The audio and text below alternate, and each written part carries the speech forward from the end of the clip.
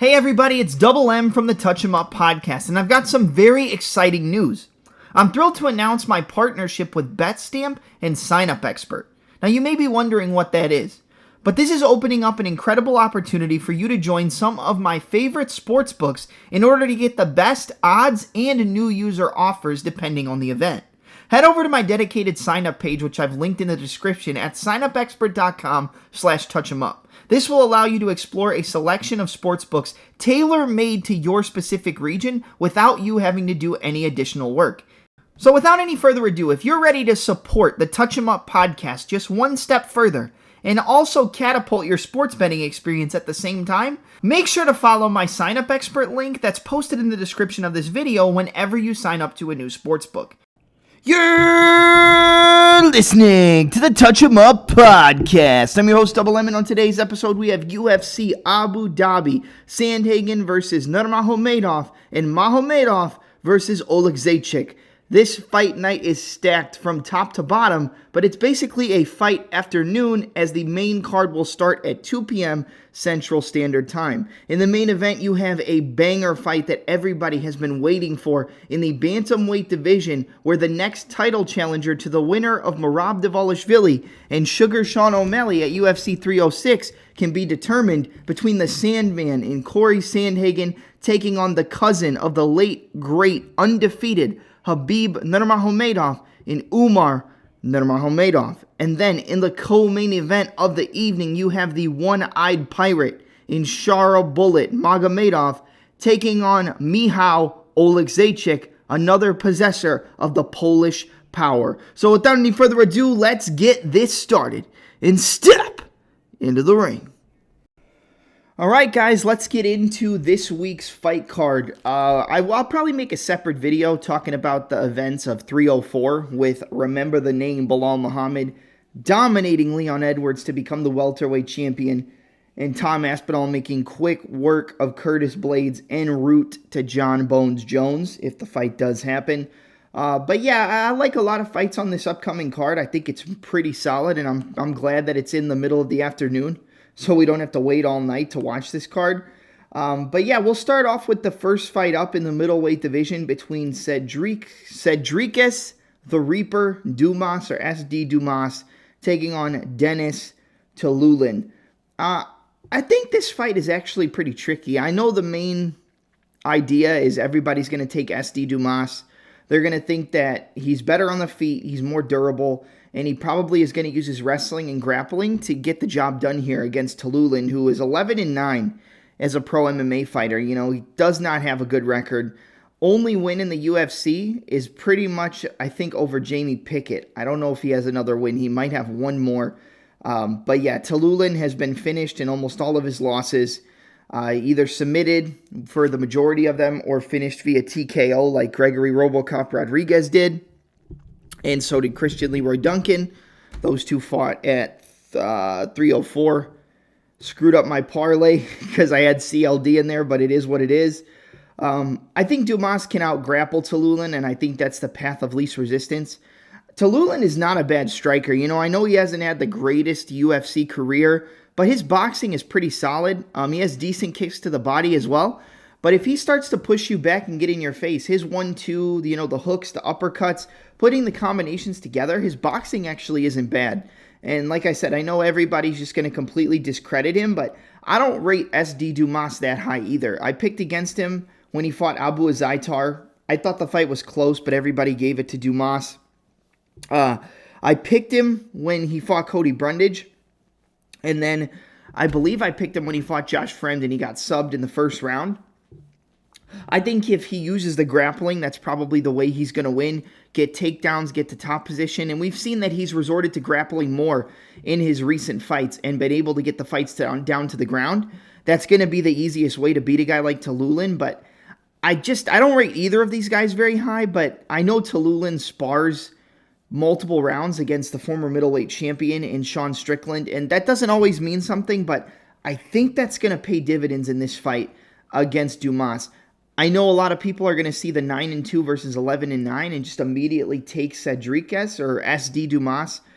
But I think Tiuliulin can win this one. I think he can tire out a guy like Dumas. I think if he could survive the first round, round and a half, and start to push forward and pressure, I think he can land those hooks. I think he can dirty box Dumas on the inside, hooks, uppercuts from the single collar clinch, ripping shots to the body. And I think he can get like an attritional TKO or win the second and third round and get a decision. I don't think he's going to win the first round, and he's going to have to survive because he could easily get rocked and TKO'd, or get rocked and then shoot a bad takedown and put his neck into a bad position and get submitted.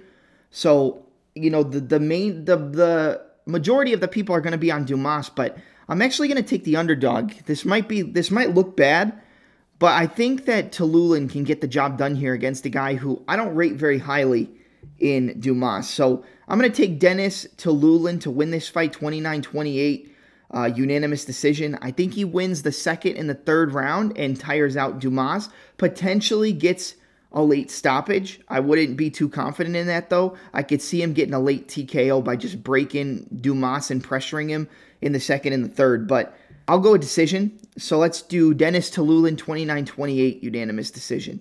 Up next, we have a phenomenal fight in the UFC's lightweight division between the newcomer and the UFC debutant and the former Cage Warriors featherweight champion in Jordan, the epidemic Vucenic, taking on Guram Kutateladze, the Georgian Viking. Now, you guys know me. I've been a pretty big proponent of Kutateladze on this podcast. I love his striking. I think he's a phenomenal technical striker. Can grapple as well. He can use his wrestling. He can get takedowns. Can be taken down and has been taken down in other fights. Primarily the come-behind victory from Elves Brenner, where he was dominating that second round. He got taken down a few times by Brenner, and I don't think anybody expected Brenner to win that fight because he was a plus 600 underdog going into it. And probably even a bigger underdog on the live line going into the third round where he found the TKO. I do worry about Guram in this fight, though, because of how inactive he's been in his UFC career. He did defeat Mateusz Gamrot back in the day, but then he was gone for 2 or 3 years. He came back, he lost to Brenner, and then I don't believe we've seen him since then. So he was originally supposed to fight Kareem El Salwadi.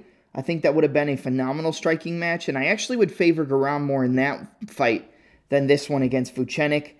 But he came in against Elves Brenner, got knocked out 3 minutes, 17 seconds into the third round. Was supposed to fight Jamie Malarkey, fight got canceled. Was supposed to fight Thiago Moises, fight got canceled. And we saw him fight, that was it, Damir Ismagulov in 2022. So we haven't seen him in the octagon since July 2023, so over a year. And then prior to that, it was a year before that. So basically one fight a year for Guram, and then we saw him fight in 2020. So that was another year between 2020 and 2022 that he didn't fight. So he's been very inactive, but he does have a decision win over Mateusz Gamrot, which is a very, very high-level win. I was watching Vucenic because I did not know this guy before this fight card. And let me tell you, not only can he hang on the feet, he probably is going to be at a disadvantage in the kickboxing against Kutateladze. I mean, he switches stances. There's really no wind-up on any of his techniques. He'll go 1-2, rip the body, throw the low kick, 1-2, switch stance, throw the switch kick, jab, switch kick, step in with the elbows, land the elbows and knees inside the clinch. He's very dominant when it comes to, in the clinch fighting. But I think Vucenic is going to be at a big grappling advantage in this fight. I know a lot of people are going to think that Kutateladze is going to be able to wrestle, going to be able to get the takedowns, and probably is going to use it more of a defense mechanism to keep it on the feet, and that does make sense.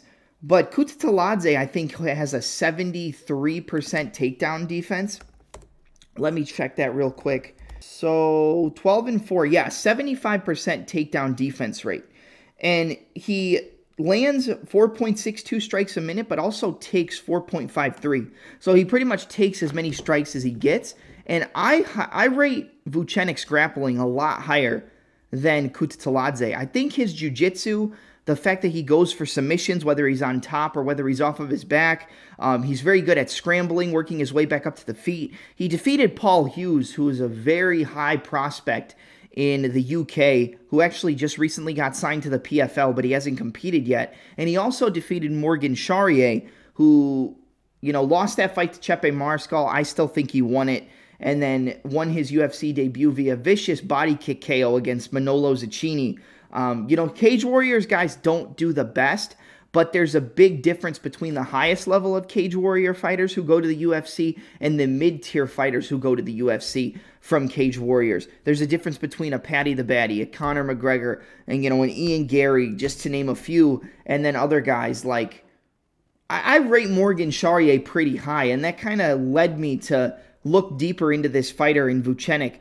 He's got good striking, man. I mean, he's going to be at a disadvantage. Like I said, Guram is extremely technical, and Vucenic does get hit. But I think the cardio advantage is going to play into factor with Vucenic. I think Vucenic's going to have the better cardio in the second and the third round. I think he's going to be able to hang with the feet, or hang on the feet with Kutateladze. And the thing is, I feel like Guram is going to kind of break under pressure, similar to what happened in the Elves Brenner fight. Even though he got caught, he kind of was breaking the longer that fight went.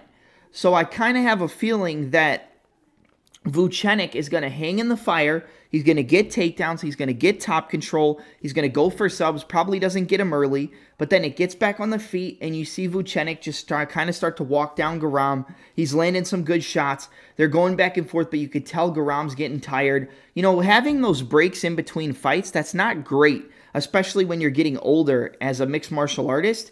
It's not great to take a year off, fight, 2 years off, fight. And Vucenic's been pretty active, and although he lost to Paul Hughes in their rematch and pretty much got dominated with the grappling, I think he's going to be able to break a guy like Guram down the stretch. And I know we haven't seen anything from him in the UFC, and that's always something you have to think about, but he's good on the feet. He's pretty technical. I've seen his sparring footage. The guy knows how to switch stances. He doesn't move, take huge angles, so it's not super telegraphed.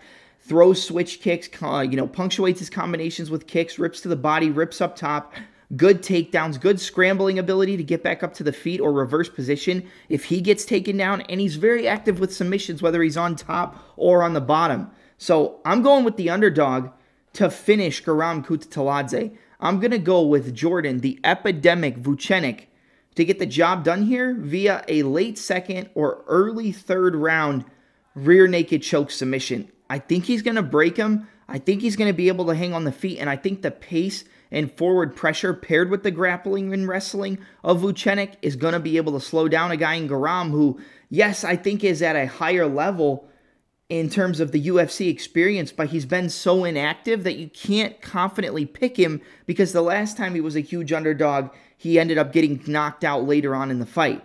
And Elves Brenner's a guy we're going to talk about later on the card, but give me the newcomer. Give me the former Cage Warriors champion. Give me Jordan, the epidemic Vucenic, via late second or early third round rear naked choke or ground and pound stoppage. I'll go rear naked choke submission, though. I like Vucenic here. All right, next up, it's a battle in the lightweight division between Jai, the black country banger, Herbert, taking on Rolando Bedoya. 12-5-1 for Jai Herbert, 14-3 for Bedoya. I think this fight is, again, pretty difficult to break down because I'm not super high on either guy. Herbert obviously almost finished Ilia Topuria, but I think a lot of people are going to take that one fight where he ended up getting viciously knocked out and kind of use that to judge all of his future fights, and I just don't really think you can do that. Herbert's a good striker. He's very long and tall. He likes to use his jab, 1-2 down the middle, front kicks, moves around very well, always tries to use his reach and his range. And he's going to be at a 3-inch reach advantage and a 2-inch height advantage in this fight. And we're going to see him sticking the jab, staying on the outside. But the one thing is he's not very good defensively, and almost all of his losses have come via knockout. You can hurt him, you can clip him, you can drop him. You can rock a guy like Jai Herbert. And Bedoya arguably beat Chaos Williams in his debut as a huge underdog, and then he ended up losing via decision. But I like this guy, Bedoya. I like his volume. I like his pressure. I like his combinations. I think he will push forward and get in the face of Jai Herbert, and that's something that Herbert doesn't really like. It's probably going to cause Herbert to get into the clinch and try to panic wrestle or panic grapple and hold Bedoya up against the cage. And I think Bedoya can put combinations together. I think he's going to have more volume throughout this fight and be the fighter who really puts more combinations together throughout the total 15 minutes. I think the finishing upside is on the side of Bedoya as well, because we've seen Herbert get cracked. We've seen Herbert get hurt and get rocked in other fights before. I think the only way Herbert wins this is if he's able to either use his jab to kind of dictate the range and fight on the outside, throwing 1-2s, and defending and coming back with good counters, or pushing Bedoya up against the fence and using the grappling that we've seen him pull out in some of his recent fights and try to get the fight to the floor. But I don't think he's going to be able to hold down a guy like Bedoya. I don't think he's going to be able to hold him up against the cage. And I think Bedoya is going to be coming at Herbert for the majority of this fight. I think he's going to be throwing combinations. I think he's going to be ripping the body, ripping up top, punctuating with low kicks, getting in his face, making him uncomfortable and making him tired. And I think he's going to make Herbert throw when he doesn't want to. And I think eventually Bedoya, the pace, the pressure, and the volume is going to get to a guy like Herbert, and he's going to leave himself open for a big shot. And I think Bedoya is going to finish Jai Herbert via TKO. I'm going to go second round TKO for Rolando Bedoya. I think the volume, the forward pressure, and the fact that I don't really think Herbert fights the best on the back foot, and we've seen him get hurt and rocked so many times before that I think we could easily see that happen again here. Although the UFC experience is on the side of Herbert, I still think Bedoya can get the job done here. I like his striking. I like his combinations. It's multiple shot combinations, and he just keeps coming forward for, as long as the fight continues. So I'm going to go Rolando Bedoya, who I believe is coming in as the underdog. Give me Rolando Bedoya second round TKO against Jai Herbert. It could go to decision, but I think he finds his chin and finishes him. All right, the next fight up is in the women's strawweight division between Sam Page Hughes taking on Viktoriia Dudakova. I'm going to keep this short and sweet. I know Sam Hughes beat Jacqueline Amorim in a fight where she was a pretty sizable underdog. Everybody expected her to get taken down and submitted, but she survived the early submissions, tired out Jacqueline Amorim, and then ended up winning that fight via decision. She's 9-6 overall as a pro MMA fighter. Dudakova is undefeated at 9-0. But Dudakova had a pretty interesting fight against Jinyu Frey, where she hurt her at the end of the first round and won the round. She kind of hurt her at the end of the second round, but got taken down and got controlled for the entire round pretty much, getting taken down and getting controlled. And then in the third round, Jinyu Frey was pushing forward. They were striking with each other, and it was very close. And it could have easily gone to Jinyu Frey. I thought Jinyu Frey actually did enough to win that fight on the scorecards. But Sam Hughes is tough. She trains out of Fortis MMA. She's always going to come forward. She's going to try to get in your face, use a little bit of stance shifts, switches, some shifts, and try to put her hands on you. But I think she's at such a big disadvantage in this fight, whether the fight goes to the ground or the fight stays on the feet. I could see a Hail Mary submission where maybe she wins a scramble against Dudakova, because we did see her get taken down, and she gets the back and finds her way to get a rear naked choke. So if you want a sneaky play for this fight, probably Sam Hughes by submission. But I think Dudakova is the better striker. I think she's going to defend most of the takedowns. I think she's going to kind of pick apart Sam Hughes on the feet. But Sam Hughes is tough. She's not going to quit on herself. I think the best way to finish a girl like Sam Hughes is to go to the body, because she's going to be able to kind of cover up and defend on the feet, and she's not going to go down. But if you hit her with a good liver shot, I think you can put her away. So I could see a body shot TKO from Dudakova here. She's going to be the much higher level striker. The grappling is probably going to... I would favor Dudakova, but I think Sam Hughes is better in certain aspects of the grappling, but I still give the slight edge to Dudakova. But I'm going to take Viktoriia Dudakova to get the job done by decision. I would go finish. I could see a TKO, but Sam Hughes is so tough that I think she'll find a way to stay in the fight and continue to fight for however long the fight lasts. So I'm going to go Viktoriia Dudakova, 29-28 unanimous decision. I think she wins on the scorecards just because of how tough Sam Hughes is.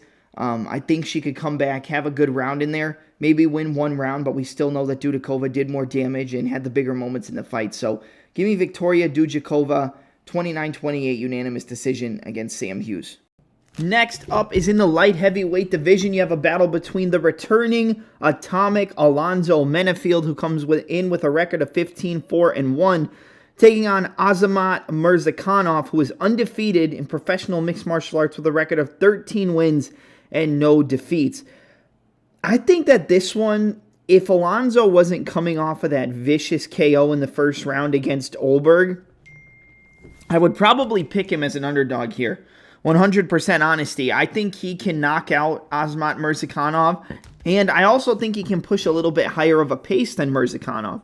Murzakanov fights out of southpaw. Alonzo fights orthodox, so he's going to be looking to get that outside foot position, and the left hook is going to be the biggest weapon for Menifield, the right hook being the biggest weapon for Murzakanov, and coincidentally, the best punch in Alonzo Menifield's arsenal is that left hook. He loves to use the jab, kind of move his head left and right. He'll feint that right hand to load up that left hip and then explode into a left hook. He dropped Dustin Jacoby with that multiple times. Now, Murzakanov also fought Dustin Jacoby, and he caught him with that overhand left a bunch of times. The little corkscrew uppercut and the overhand left, and he was constantly dropping him. They basically had a similar performance where they were both getting outstruck, but they had the bigger moments against Jacoby. But I'd venture to say Menifield's win over Jacoby was a lot clearer than Murzakanov's win, because Murzakanov was losing every round, and then he landed that big knockdown at the end of the first round and won it. He landed a big knockdown at the end of round 2, and he got it. And then he just basically was on death's door in round 3. I think in round 3, Menifield will be the one who has the higher cardio. I'm just worried because of the fact that he's coming off of that knockout against Olberg. He rushed in, he closed the distance, and he just walked forward and got caught with a big counter by one of the most dangerous strikers in the light heavyweight division. So you can't hold it against him, but it wasn't that long ago. I mean, Olberg just knocked out Menifield, let's see. What was it, 3 months ago? Yeah, June 29th. It was, oh no, I'm sorry, May 11th. So it was 2 months ago, a little over 2 months ago, where Menifield got knocked out cold. Now, the only thing I can say that probably helps him in this situation is that it was kind of a flash knockout. Like, he got hit and just was immediately out. It wasn't like he took prolonged damage. It wasn't like he took a beating and then went down due to like a volume-based knockout where he was just bloody and beaten. He just got caught on the way in. So maybe it's not going to affect him as much as people think. I think Menifield has the better cardio. The fact that it's southpaw orthodox, I think that left hook is going to be there for Menifield a lot. And I want to pick Menifield. It's just that KO loss to Carlos Olberg is really kind of pushing me in another direction. Murzakanov is a good striker. He's in southpaw. He fights with that lead hand low. He's always trying to get that outside foot. He uses a little corkscrew uppercut, the up jab, the check right hook, and then the overhand left. And he sets up his shots very well. He's a very good technical striker. He comes in not in the best shape. I know the picture on the screen shows he has a six-pack and everything like that. He usually comes in a little bit flabbier, like a little bit more in-shape version of a Shamil Gaziev, who also fights on this card against Dontel Mays. But I don't know. Menifield's the underdog at like plus 160, plus 170. Murzakanov's coming back as the favorite. I'm going to pick, I don't know. This one's tough. It's tough because I think the better technician is Murzakanov, but I also think Menifield is pretty technical in his own right because although he doesn't really have a ton of volume, the way he sets up his punches is technical. He slips and rips. He finds the angles to land that left hook, and I don't know. But he did just get knocked out 2 months ago. He's going up against another power striker. I'm going to go Murzakanov. I'd like to see Menifield win. I hope he wins. You know, I'm a bigger fan of Menifield without a doubt. I picked Menifield to win as a big underdog against Dustin Jacoby, but I'm not going to pick him here. I think coming in 2 months, a little over 2 months after that knockout against Olberg is not a good look. So I don't think that's enough time to recover, but it wasn't like a prolonged beating style of knockout. It was basically a flash knockout, but I'm going to take Murzakanov by knockout. I'll go Azamat Murzakanov. Second round knockout against Alonzo Menifield. I want to pick Menifield. It's just that KO, it doesn't sit right with me. And I don't think he's recovered enough to be coming back. So I hope Menifield wins. But the pick's going to be Azamat Murzakanov, second round knockout. Next up, we got the first bout on the main card in the lightweight division between Joel El Fenomeno Alvarez taking on Elves Brenner. 16-4 on the side of Brenner, 20-3 on the side of Alvarez. This is a great fight. This is the pure definition of a 50-50 fight. You can pretty much coin flip it, and you can make a reason as to why Brenner or Alvarez wins. Alvarez is going to be the taller guy. He's going to have a big height advantage here at 4-inch height advantage and a 4.5-inch reach advantage. And that's how he's going to want to win the fight, man, to be honest. He's going to want to stay on the outside, keep Brenner at a distance, use his jab, use his 1-2. When Brenner tries to step in, time it with that rear knee to the body, come over the top with elbows in the clinch like he used to finish off Thiago Moises. But this guy gives up takedowns. He gives up takedowns, but he does it for a good reason. He gives up takedowns in order to jump for guillotines. He gives up takedowns in order to work off of his back. I don't love that in this fight specifically because Brenner has good offensive and defensive jiu-jitsu. He's a good scrambler. He's not a guy where I think Alvarez would be able to win this fight by submission unless he clips him on the feet and hurts him and then grabs his neck on the way down. Now, that can definitely happen because even in fights that Brenner has won, he's been rocked, he's been hurt, he's been wobbled. He got rocked multiple times in the fight against Guram Kutateladze and then ended up coming back with that brutal left hand over the top right to the temple and knocked him out in the third round as he was like a plus 400 live underdog, came in a plus 500 underdog in that fight, won the first round, I believe, lost the second, and was coming on in the third to the point where maybe he could have won the decision, but he found the KO and he was bloody, he was beaten. That this guy's not going to quit. Elves Brenner is the definition of having that dog in you. But when you have a guy who's known for his toughness and being able to come through adversity, you know, there's going to be a time where that style is going to play into the negative side of his fighting career, where he's going to get dropped a lot easier. He's going to get hurt, and it's going to be harder for him to come back. And against a guy in Alvarez who's tall, long, and very dangerous on the feet, but also has the jiu-jitsu to fall back on, he might catch Brenner with an elbow coming in, might rock him, and then jump a guillotine, and Brenner's trying to recover, and he's not able to recover due to the fact that he's caught in a submission. I mean, Alvarez's submissions are amazing. He's a very solid jiu-jitsu practitioner. Triangles, arm bars, guillotines, Darce chokes. I mean, this guy can pretty much do it all in terms of the offensive jiu-jitsu side of the game. He's got a 11% takedown defense rate, but he gives up those takedowns to go for subs, but Brenner has good defensive jiu-jitsu. He doesn't even go for takedowns. He allows the opponent to take him down. But how much time is he going to give up on his back? He averages 1.27 submission attempts per 15-minute fight. That's basically because the minute he locks up the submissions, he's able to get you out of there. Whether it's a guillotine like it was with Joe Duffy, a Darce choke like it was with Mark Chiesa, an arm bar like he had earlier in his UFC career, this guy's going to go for it, and he's going to go for it, you know, really right out the gate. He's lost some fights in his UFC career, but to top-level competition like Damir Ismagulov and Arman Tsarukyan. I think Elves Brenner might be able to beat a guy like Damir, but I don't think he beats a guy like Tsarukyan, even though I don't rate Tsarukyan as high as some other people might. 85% of the wins for Joel Alvarez come via submission. 73% of the wins come via submission for Brenner. I think a good way to play this fight is fight doesn't go the distance, under 2.5, and potentially fight ends by submission. I think either of these guys can catch a sub. Alvarez, I would say, is the more dangerous striker in terms of like one-shot knockout ability, but I feel like Brenner's going to be able to stay in the fight and kind of slow down Alvarez in the second and the third round and maybe get an attritional finish where he just continues to come forward, you know, takes all the shots, comes back with counters, and slows down a guy like Alvarez who doesn't really like to get hit and get placed on the back foot unless he's given up takedowns to be able to jump into his offensive jiu-jitsu with guillotines, with triangles, with arm bars. I wanted to pick Alvarez coming into the fight. And this is a fight I would not bet on, whether you're on the underdog or the favorite. Brenner comes in as like a plus 130. Alvarez back at minus 150, minus 155. I'm going to take Brenner just because I've seen him come through adversity more than I've seen Alvarez survive adversity. And I think he can weather the early storm and just kind of put a pace on Alvarez that he's not able to keep.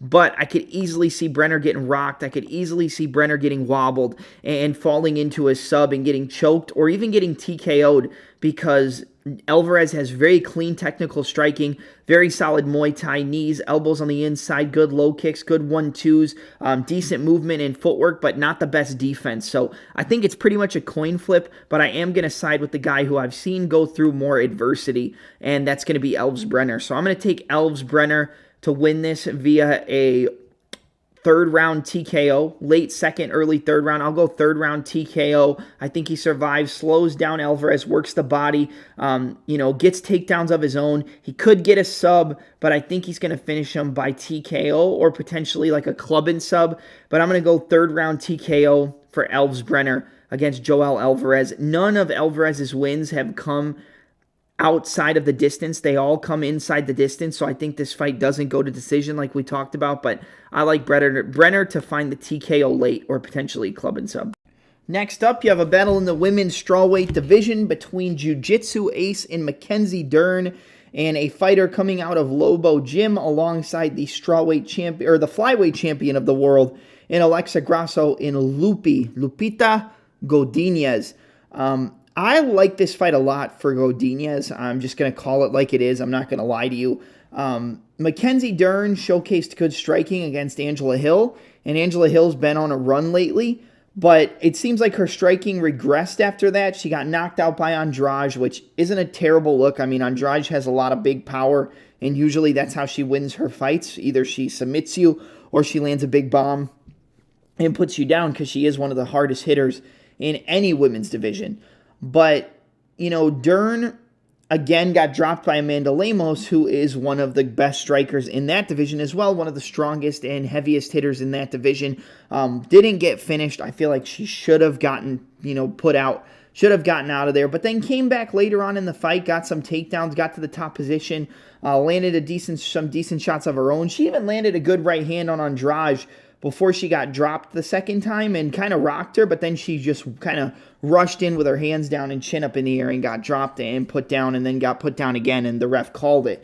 I think Godinez is the much better striker. I think she's much better at distance, and she has very good takedown defense. I know she got put in some bad positions against Verna Jandiroba, but she stuffed a lot of takedowns. She reversed a lot of positions. She wound up on top against Verna Jandiroba at certain points. And she's got an 84% takedown defense rate. And Mackenzie Dern doesn't really have offensive wrestling. She kind of just pulls you into, submission attempts or pulls you into her guard, maybe jumps guard. Sometimes she can go for throws, but her actual wrestling just kind of isn't there. When you look at the striking, it's 3.31 strikes landed per minute for Dern, 4.13 for Godinez. Godinez lands almost 50% of her significant strikes and only takes 3.58, while Dern lands 40% of her significant strikes and takes 4.09. 63% striking defense for Godinez to a 51% for Dern. I think 51% is kind of putting it lightly. I think Dern kind of defends strikes with takedown attempts or defends strikes with her face.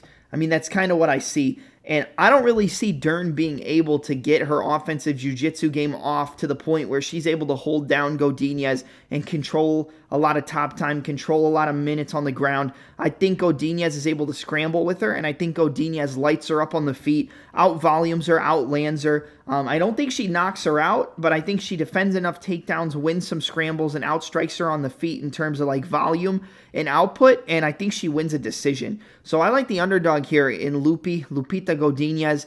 I'll go 29-28 unanimous decision. I could easily see this being a split decision because maybe Godinez gets tired and Dern gets some takedowns, goes for submissions but isn't able to get it, and comes out with a pretty close win on the scorecards. I think this is going to be close, but I favor the fighter who has more weapons in their arsenal, and I think that's Godinez. Godinez has a good jab, good 1-2s, good defensive wrestling. Like I said, 85% takedown defense, and Dern doesn't really have offensive wrestling. She jumps guard or goes for throws and tries to wind up in positions because of the opponent's mistakes to go for those subs. And I think if Godinez can survive the submissions and the grappling of Verna Jandiroba, I think she can survive the grappling of a Mackenzie Dern, and it's not really wrestling based, it's more just jiu-jitsu based. So give me Lupita Godinez. Loopy Godinez, 29-28 unanimous decision. I think she wins this fight, and I think she's a good play as an underdog.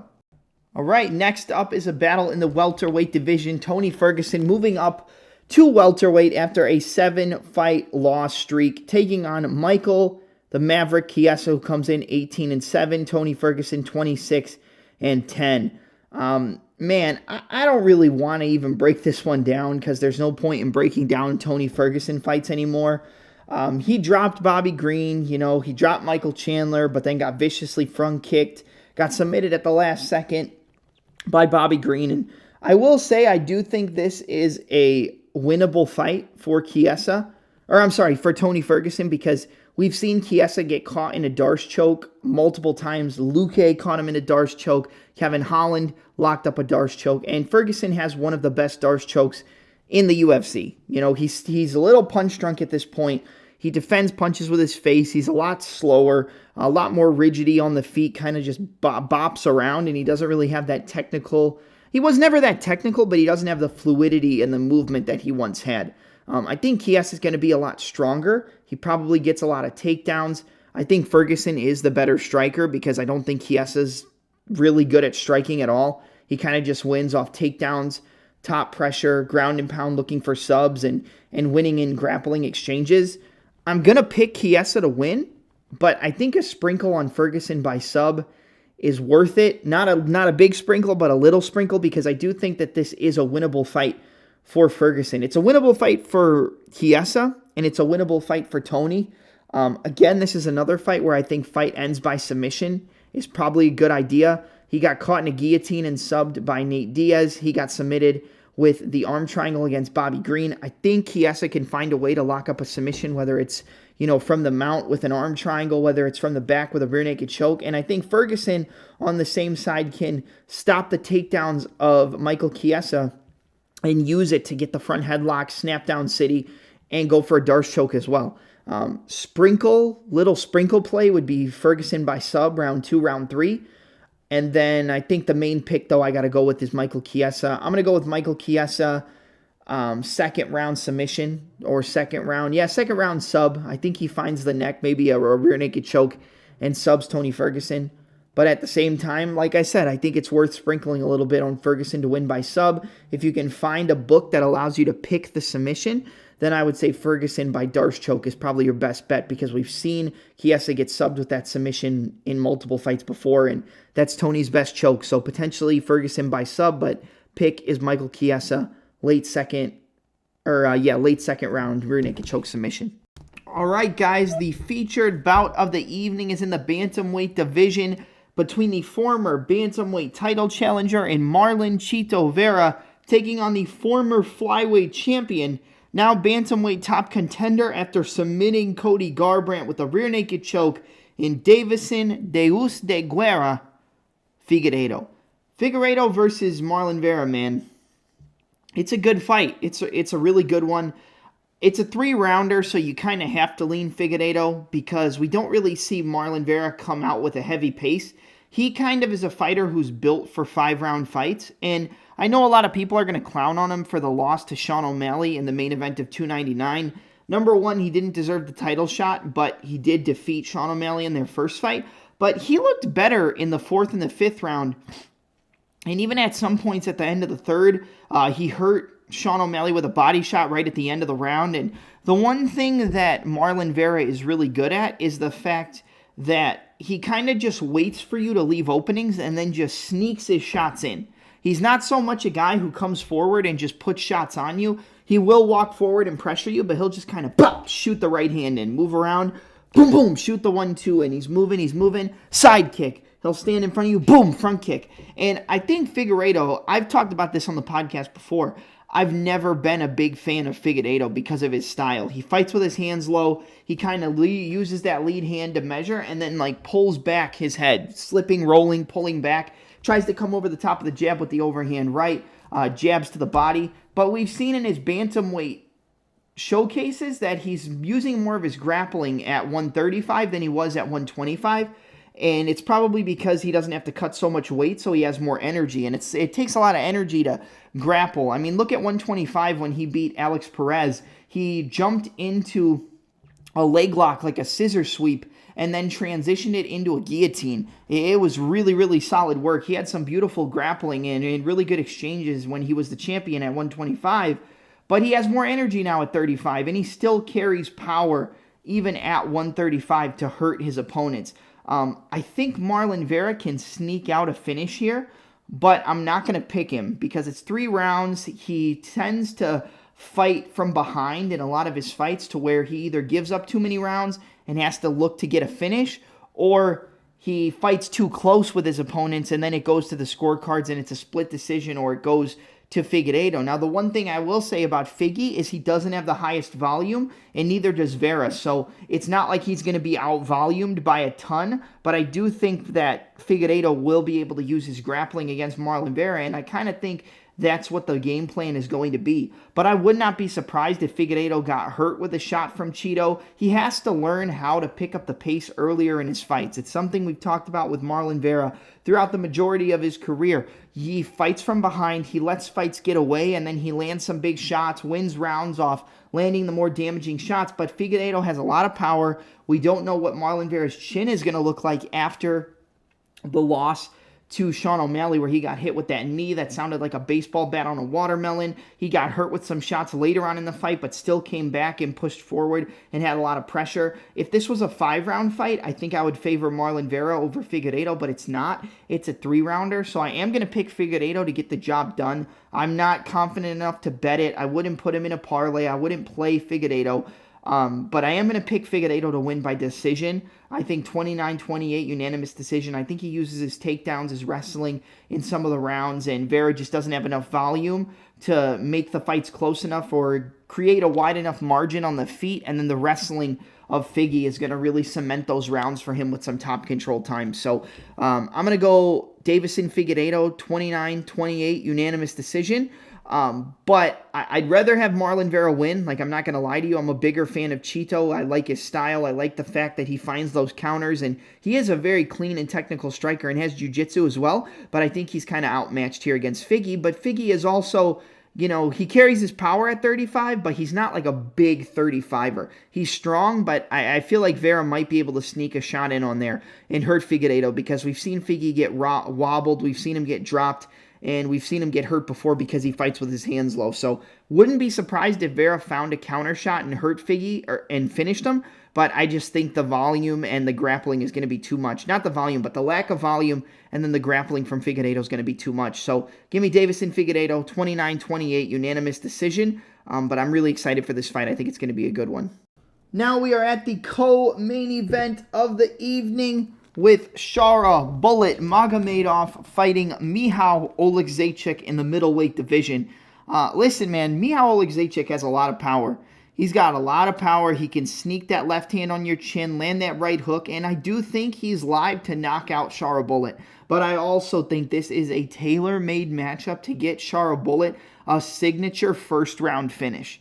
I think the body kick of Shara Bullet to the head kick of Shara Bullet, you know, front kicks to the body kicks, head kicks. I think he's going to hurt the body of Michał Oleksiejczuk. He's going to use his kicks to stay out of the boxing range. He's going to catch him with a shot coming in, and then he's going to finish him with shots to the body. And then he could finish him with body shots, or maybe he works the body and then comes up top to the head and lands like a head kick or something and puts him down.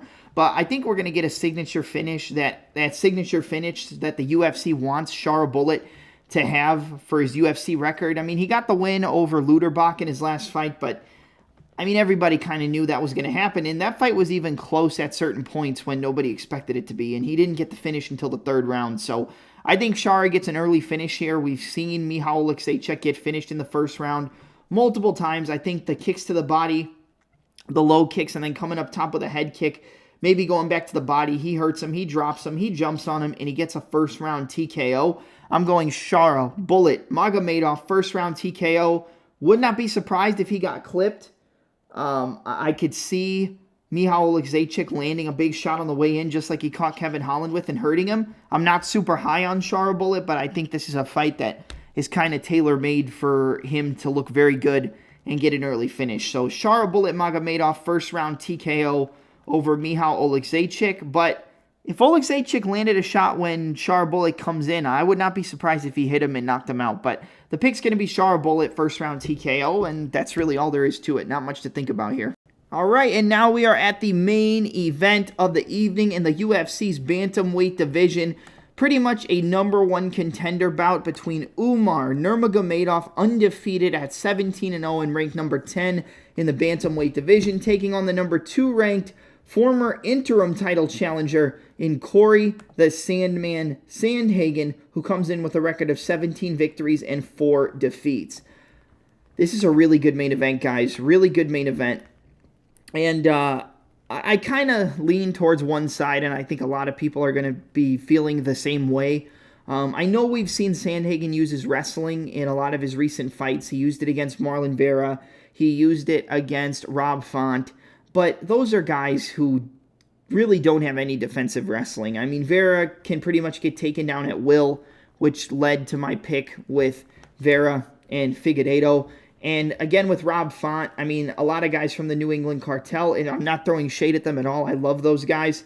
Those were some of the first fighters and coaches I ever interviewed, but the defensive wrestling just isn't there. And usually if they lose fights, it's because they're getting taken down, they're getting controlled, they're getting out grappled, and then they're giving up top control time and getting back up, but then getting tired to the point where they can't execute their striking. And Sandhagen's not going to be able to use his wrestling against Umar. I know Beksat Almakan landed a big shot on Umar and hurt him, so we know Umar can be rocked, but then he went right to the wrestling. He got the single leg, cut the corner. He's very good at the crackdown in the single leg, where you get the single, turn the corner, and then crack down with your shoulder to kind of sit him down in that position. And Umar is not the most dominant guy, like in terms of finishes, but he got a knockout over Raoni Barcelos where he faked that knee and then, caught him with that little hook. He's got a lot of submissions over Brian Kelleher, went to decision with Beksat, but, he's gotten a lot of finishes in his career. And when it comes to this fight, I kind of see it as, yes, I believe Sandhagen is the better striker. He uses a lot of good lateral movement. He switches stances. Pretty much with every combination, he's switching orthodox, southpaw, southpaw, orthodox, jab, jab, switch southpaw, jab, jab, right hand. Use the right hand to switch southpaw, throw the body kick, step back, right low kick, 1-1, 1-3, head kick. I mean, he mixes it up very well. He has spinning kicks, flying knees. The knees up the middle would probably be a good weapon against a guy like Umar because we know Umar is going to be looking to shoot. But Umar can also strike, man. He's got decent question mark kicks, 1-2s. Like we said, we knocked out Raoni Barcelos, who hasn't been knocked out in the UFC, I think, at all, aside from the Umar fight. That's something that we didn't expect, and especially, I believe it was in the first round as well. I'm a bigger fan of Corey Sandhagen, but I've seen him give up takedowns.